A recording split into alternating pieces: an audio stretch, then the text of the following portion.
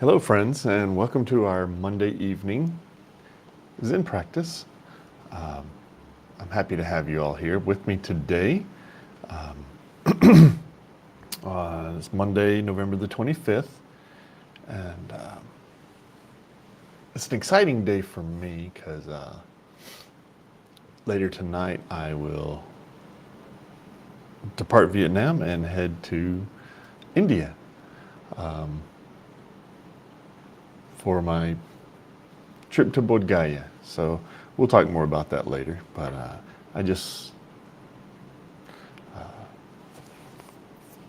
my mind is on travel right now, and it's time to put my mind on Zen. So anyway, I'm glad you're all here with me. Let me move this a little bit closer while I don't look quite so far away. And we'll begin with our liturgy and our first 15 minutes of meditation.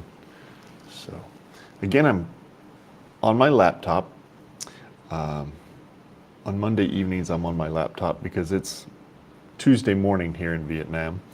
And my wife doesn't always want to get up at 6 o'clock in the morning when I get up for Zen practice. So I leave my desktop computer alone to her in the bedroom, and I come out here in the living room. So it's all good. I just want to let you know that's why I use my laptop on those days as a Zen priest with a family. You have to accommodate sometimes, right? So anyway, let's move to our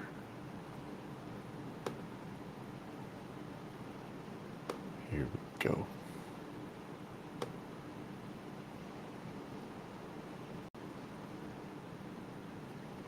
Okay.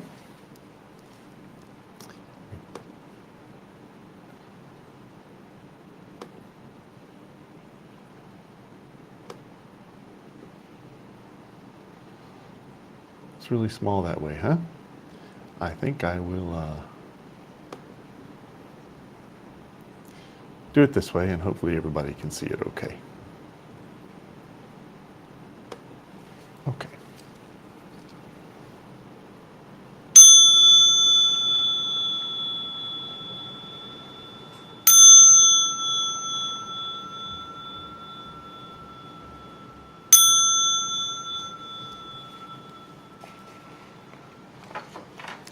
I pay homage to the Blessed One, the Worthy One, the Fully Enlightened One. I pay homage to the Blessed One, the Worthy One, the Fully Enlightened One.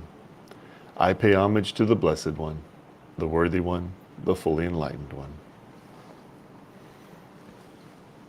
And now for the 3 refuges. I take refuge in the Buddha. May all sentient beings understand the great way profoundly and bring forth the Bodhi mind. I take refuge in the Dharma. May all sentient beings deeply enter the sutra treasury and have wisdom vast as the sea. I take refuge in the Sangha. May all sentient beings form together a great assembly, one and all in harmony.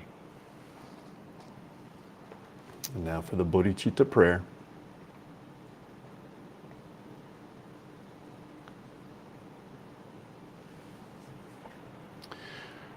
With a wish to free all beings, I shall always go for refuge to the Buddha, Dharma, and Sangha until I reach full enlightenment.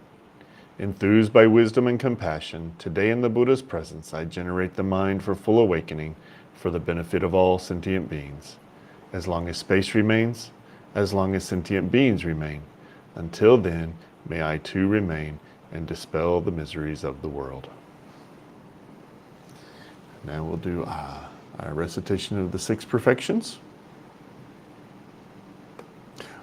Oops. There we go. The 6 perfections. As bodhisattvas, we seek to practice generosity, discipline, patience, exertion, meditation, and wisdom. Okay, so we will now have our first 15 minutes of seated meditation. But you may be driving. You may be lying in bed, and that's all right. Meditation is in everything that we can do. It doesn't have to be seated. Let me,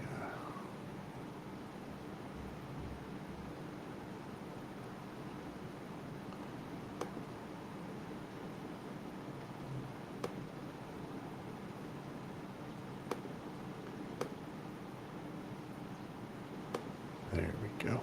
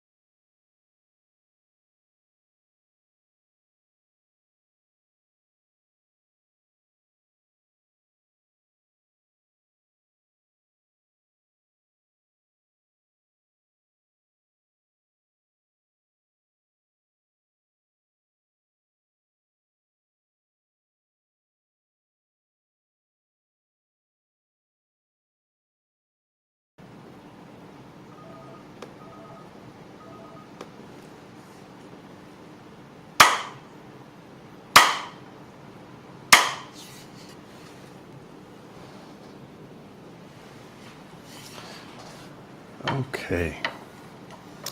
Let's chant the Gata on the opening of the sutras.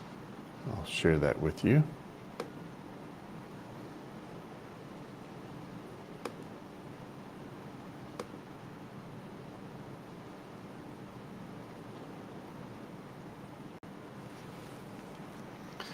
This Dharma, incomparably profound and minutely subtle, is rarely encountered, even in hundreds of thousands of millions of ages. Now we see it, hear it, hold and maintain it. May we completely realize the true mind of all Buddhas. All right. So, sit back. As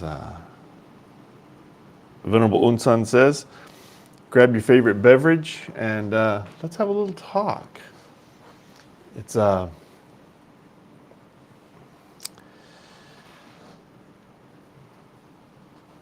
been on my mind a lot over the past couple of days what I wanted to talk about today. Because as most of you know, I do a Zen Minute where I share a Zen thought, usually a reading, every day, or nearly every day. And so I have the opportunity every day to read something new and share it with my YouTube, Facebook, Rumble, Instagram audiences. So I often have a time to share something, but I wanted to share a teaching that I had received years ago from a great monk, a Sri Lankan monk who I studied the Dharma under for several years. And he taught me Vipassana meditation. He taught me the Pali Canon. And he taught me what it meant to be a good monk. And I am grateful for all of his teachings.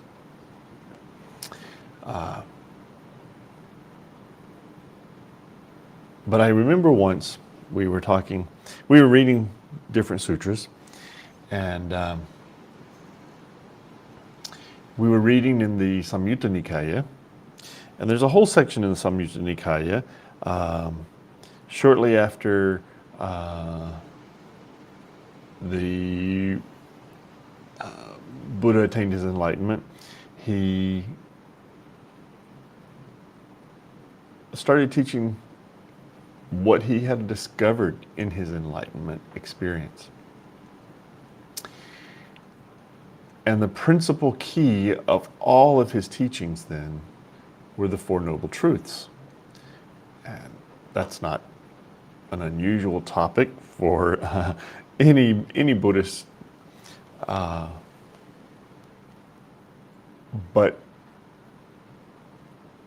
as we discussed it, and we talked about each of the Four Noble Truths and what each of them was trying to convey, but it all boiled down to the whole of the Buddha Dharma is in the First Noble Truth.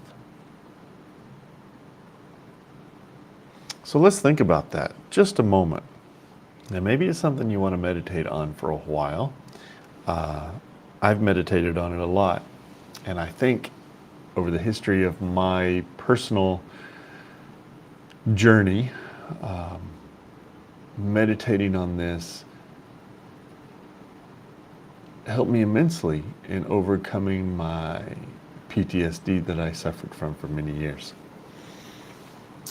So it goes like this. The entirety of the Buddha Dharma is encapsulated in the First Noble Truth. There is suffering.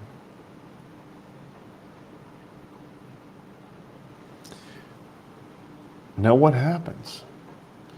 Because there's suffering, the Buddha went out on his journey to try to find a way to end suffering. Right? That was his journey in life. When he left home, went down to the river, cut his hair, put on an ochre robe, took up the holy life. His holy life was intended to understand and alleviate suffering for himself at first, right?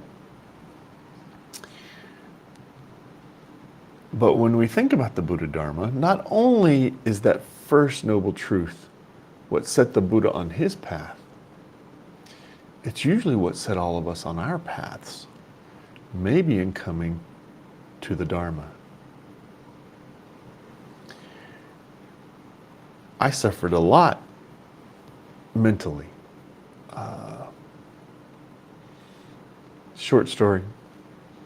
I was a diplomat working for the United States government when the terrorist in Indonesia struck a nightclub in Bali in 2002. And my job in response to that was on the first night to help get medical evacuations for those Americans who were injured. But on the second day, I received orders to go to Bali and do recovery operations for American citizens. And I spent the next 3 weeks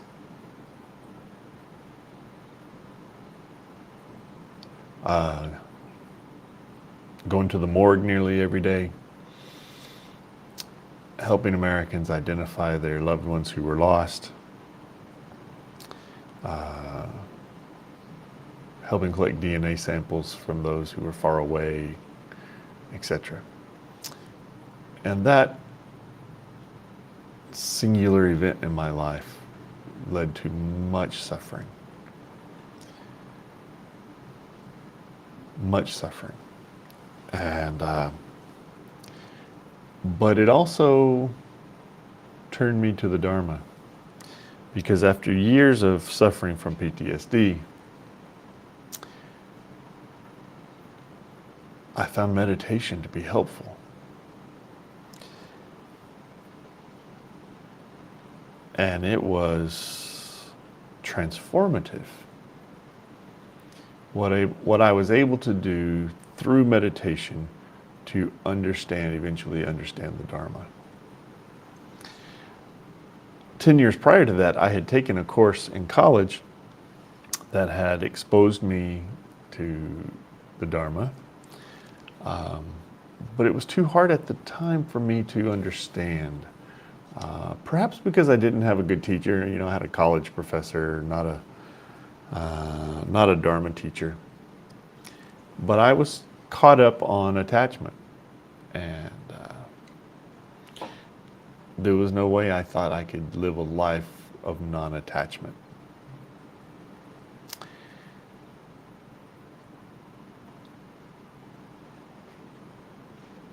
After years of suffering from PTSD, I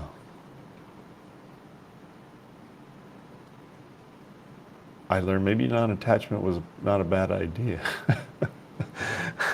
I needed to not be attached to my own demons, for sure, right? So anyway, long story short,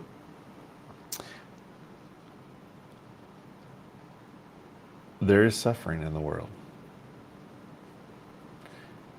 And that realization of suffering is what led me to the Dharma. And I think it leads many people, right? Especially many of us Americans. Many of us Americans were raised in a different religious tradition. Most of us Christian, some of us Jewish, maybe a few Muslims in America. Most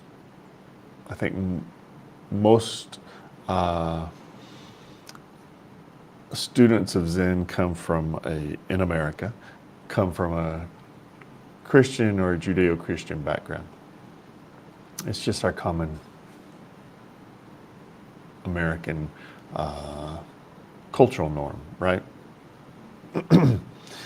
And we come because we're looking for something.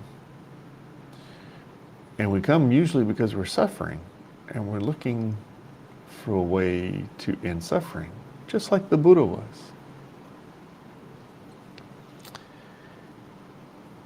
And so, as I said, I learned from this Sri Lankan monk who I did sutta and Dhamma studies with, and meditation studies with for several years. I learned from him the notion that the entirety of the Dhamma, the Dharma, is really in that first noble truth. There is suffering in the world. And the Buddha would teach that. And the Buddha would tell his monks, he said, bhikkhus, when you teach my teachings, when you teach the Dharma, you teach there are Four Noble Truths. There is suffering. There is a cause of suffering. There is a way to end suffering. And the way to end suffering is living a life of the Eightfold Path, the Noble Eightfold Path.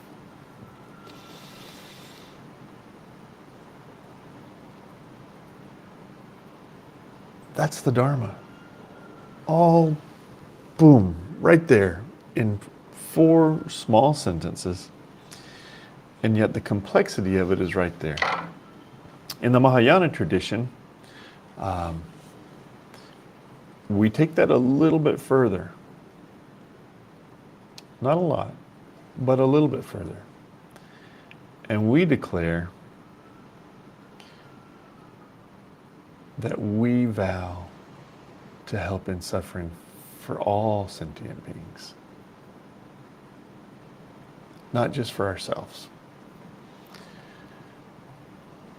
So the Buddha's teaching was teaching people, this is how you can end suffering. But the greater teaching was, we can help other people in suffering too. What an important message that is. And it comes from living and following a life of the Eightfold Path that the Buddha set out for us. Right?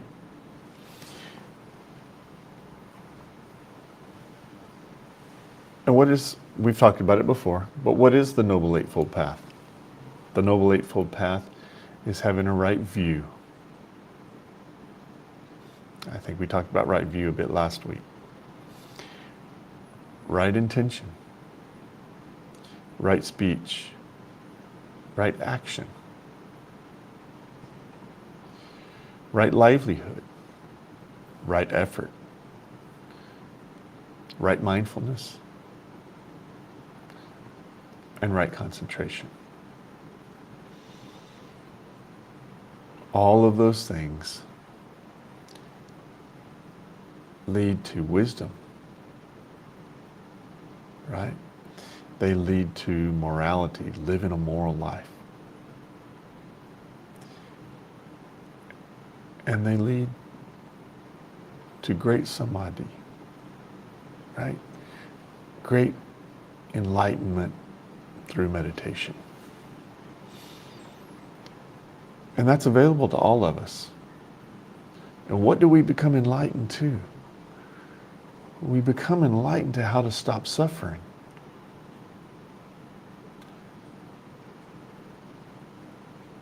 And the Buddha in his teachings in the Samyutta Nikaya, there's a lot of, like I said, there's a whole section on the Four Noble Truths. And so, sutta after sutta, the Buddha is teaching bhikkhus, here's what you teach. When you're going to go teach somebody, teach them the Four Noble Truths. This is the heart of the Dhamma.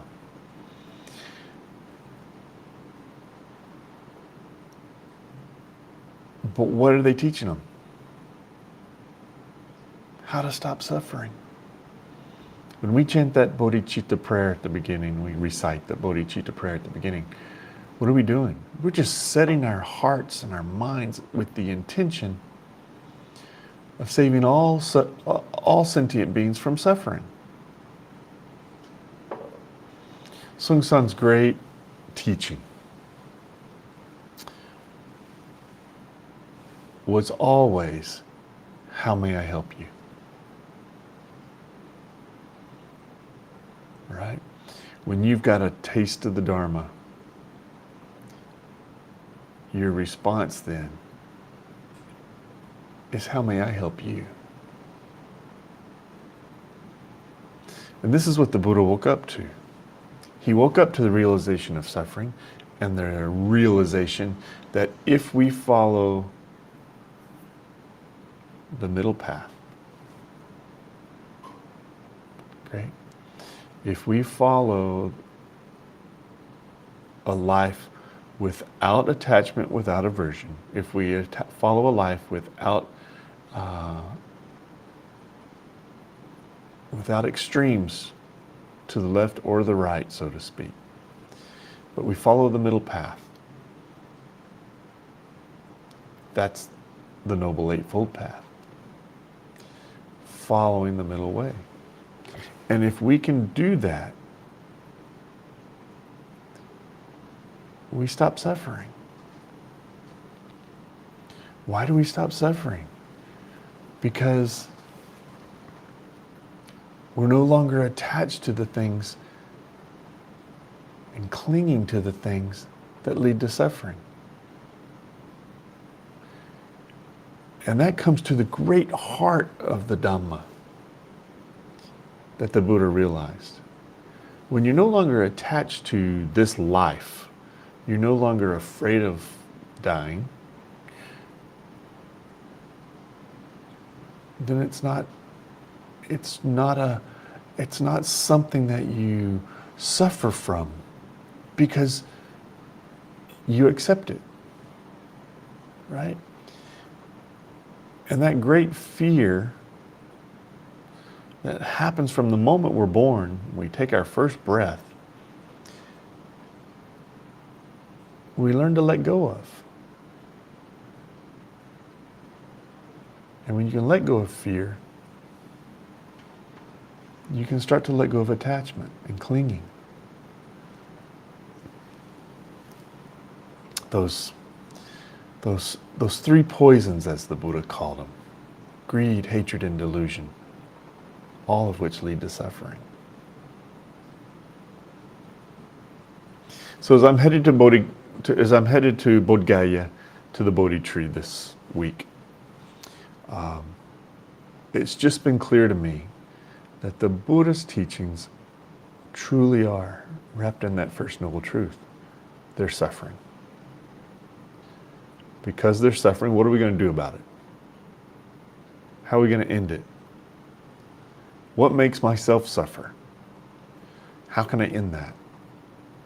How can I help you not suffer? How can I help you realize what it is, whatever it is that's making you suffer? How can you let go of that and not suffer anymore? That's the Dharma. There is suffering. And everything after that becomes an expedient method to help in suffering. The sutras we read, the meditation that we practice, the chanting that we practice, all is an expedient method to help us in suffering for ourselves and others. That's the Dharma. That's the beauty of the Dharma. And this is why I call it one Dharma. Right? This is why I practice one Dharma Zen. That is not the Dharma of Theravada. That is not the Dharma of Mahayana. That is not the Dharma of Vajrayana. That is the Dharma of everything. There is suffering. And how do we end it? One Dharma. There is suffering, and everything else is an expedient method to stop suffering. What a great realization the Buddha had. and great teachings he started for us all.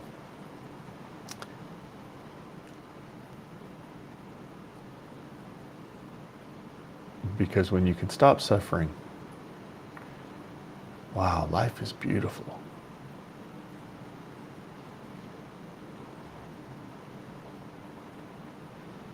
And I'm so glad that the Dharma has helped me let go of so much of my suffering. I told you I suffered for years from PTSD. Straightening the spine in meditation helped me realize the impermanence of all things. And when you realize the impermanence of everything, you start learning to let go of your attachments and accepting life as it comes.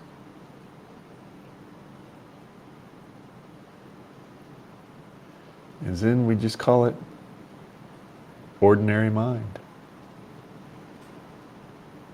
Just having an ordinary mind. This is life. Accept it.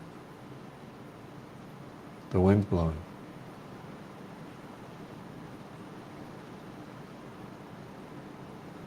It just is.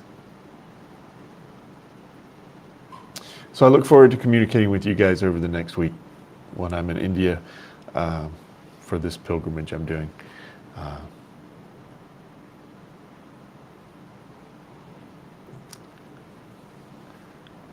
I will light some incense, light a candle for all of you Dharma brothers and sisters who are in America and you wish you could go and it's too far away. I'm lucky I'm in Vietnam. It's a 1 hour time difference. It's a 3 hour flight. I'm lucky. It's worked out for me to be able to go. But for those of you, my friends who can't go, I will take pictures, post some pictures, some videos, and light some incense for you. That you will be there in mind. And be able to experience a little bit through me the atmosphere of a place that has now impacted billions of people, right? That's where the Buddha discovered how to help us in suffering. So I'm looking forward to that. And I look forward to sharing it with you the best I can. And I will try to do so the best I can. Okay, well, that's enough. We've talked about the Four Noble Truths, the Noble Eightfold Path, the essence of a bodhicitta spirit, helping others alleviate their suffering. That's the Dharma, my friends. And that's what I will try to express and expound in everything that I do. And all the little Zen talks and Zen minutes and everything that I do are intended to help wake us up to the reality that they're suffering, but we don't have to suffer. There's a way to end it. Okay, so with that, we will do our next 15 minutes of seated meditation. So I invite you to listen for the Chukpi, and we will start and stop our meditation with that. Let me see if I can reset my timer. Share that.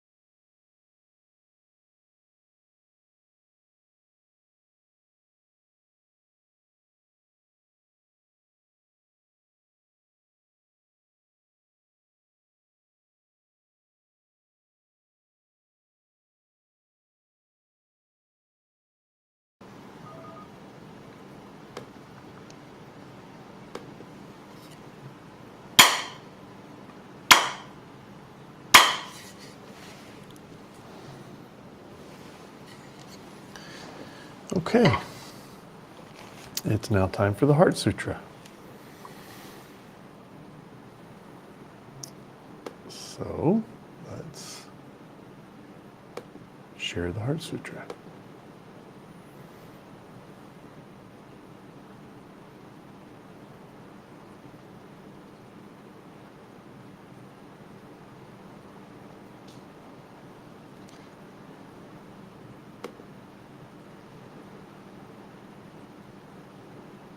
There we go.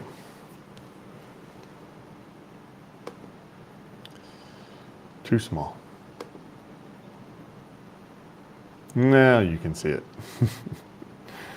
Okay.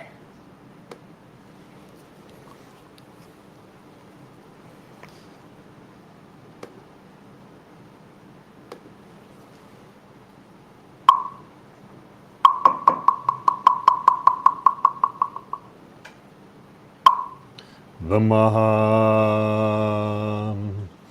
Prajna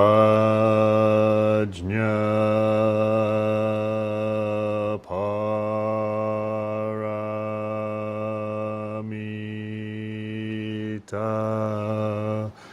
Hridaya Sutra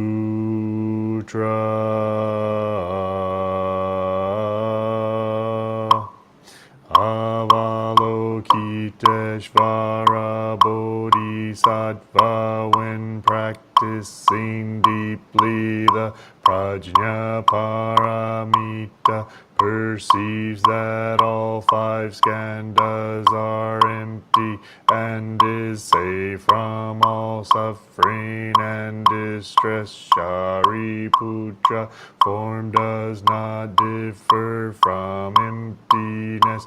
Emptiness does not differ from form. That which is form is emptiness.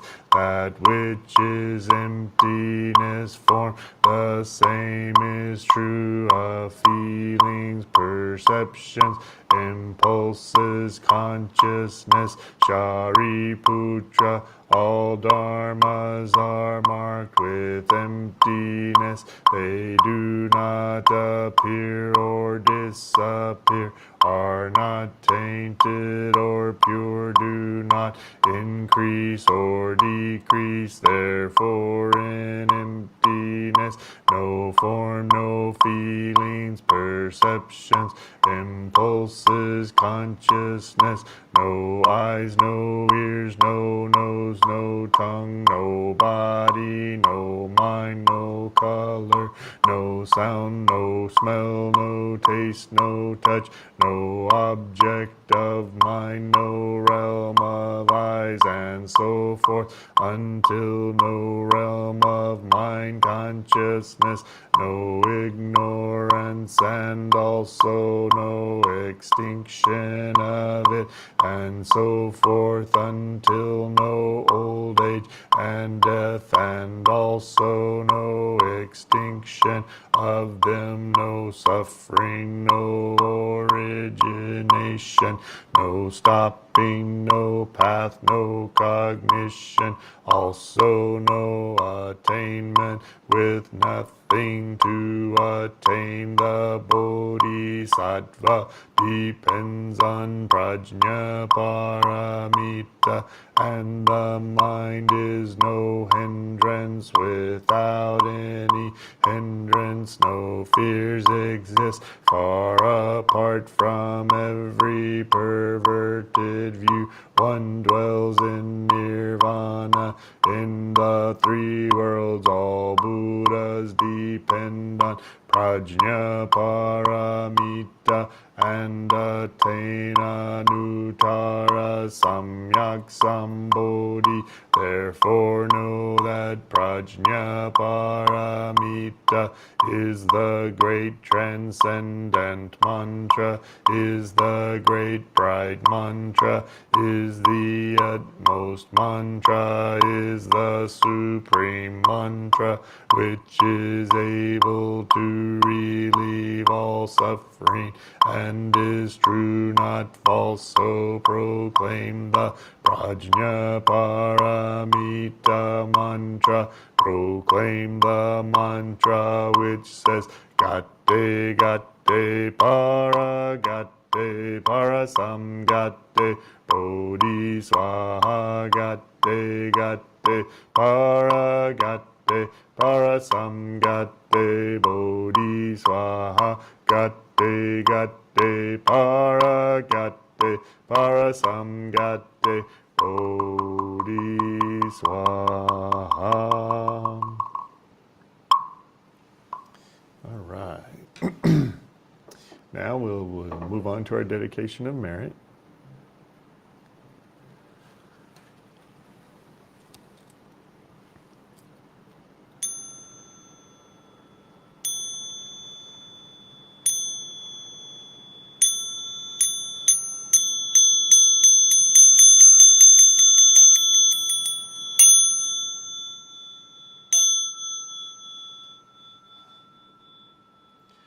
All sentient beings are one seamless body and pass quickly from birth to death. We remember those who cared for us and are gone, those who are ill, those who are at war, who are hungry, and who are in pain. May they heal and have peace. We especially dedicate our service to Sang, Elaine, Ngop, Mylan, Tom,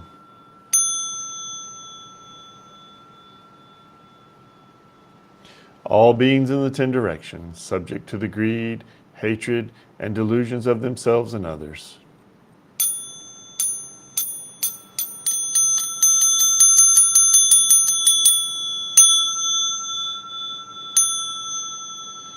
All Buddhas throughout space and time, all honored ones, Bodhisattva, Mahasattvas, wisdom beyond wisdom, Maha Prajna Paramita. All right. And now for the 4 great vows.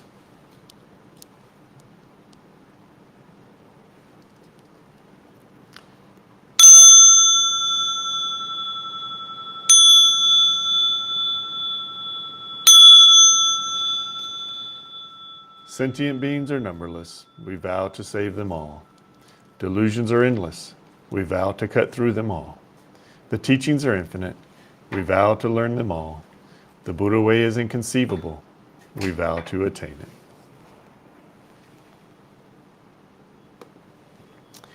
Life and death are of supreme importance. Time passes swiftly by and opportunities to awaken are easily lost.